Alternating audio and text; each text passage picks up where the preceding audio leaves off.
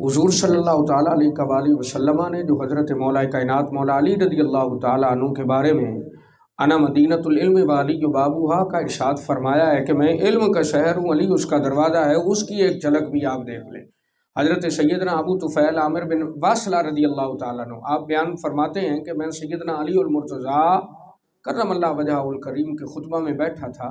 میں آپ کو دیکھ بھی رہا تھا، آپ کو سن بھی رہا تھا۔ میں نے اپنی آنکھوں سے حضرت علی المرتضیٰ کو دیکھا بھی ہے اور میرے کانوں نے حضرت علی المرتضیٰ کی اس بات کو سنا بھی ہے۔ حضرت علی المرتضیٰ کرم اللہ وجہہ الکریم نے ارشاد فرمایا، سلونی فواللہ لا تسالونی عن شیء یکون الی یوم القیامۃ الا حدثتکم بہ۔ حضرت علی المرتضیٰ کرم اللہ وجہہ الکریم نے فرمایا، مجھ سے پوچھو، اللہ کی قسم قیامت تک جو ہونے والا ہے میں تم کو بتا دوں گا، میں تمہیں سب کچھ بتا دوں گا۔ حضرت مسلم بن اوس جاریہ بن قدامہ فرماتے ہیں، سیدنا مولا علی کرم اللہ وجہہ الکریم نے ارشاد فرمایا،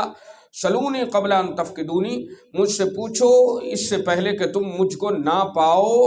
اس حال میں کہ میں عرش کے نیچے تمام چیزوں کی میں تمہیں خبر دے سکتا ہوں۔ حضرت سعید بن مسیب رضی اللہ تعالیٰ عنہ تابعین میں سے ہیں، آپ فرماتے ہیں، لم یکن احد من الصحابۃ یقول سلونی الا علی، صحابہ میں کوئی ایسا نہیں تھا کہ جس نے یہ دعویٰ کیا ہو اور جس نے یہ اعلان کیا ہو کہ مجھ سے سوال کرو، میں ہر چیز کا علم رکھتا ہوں،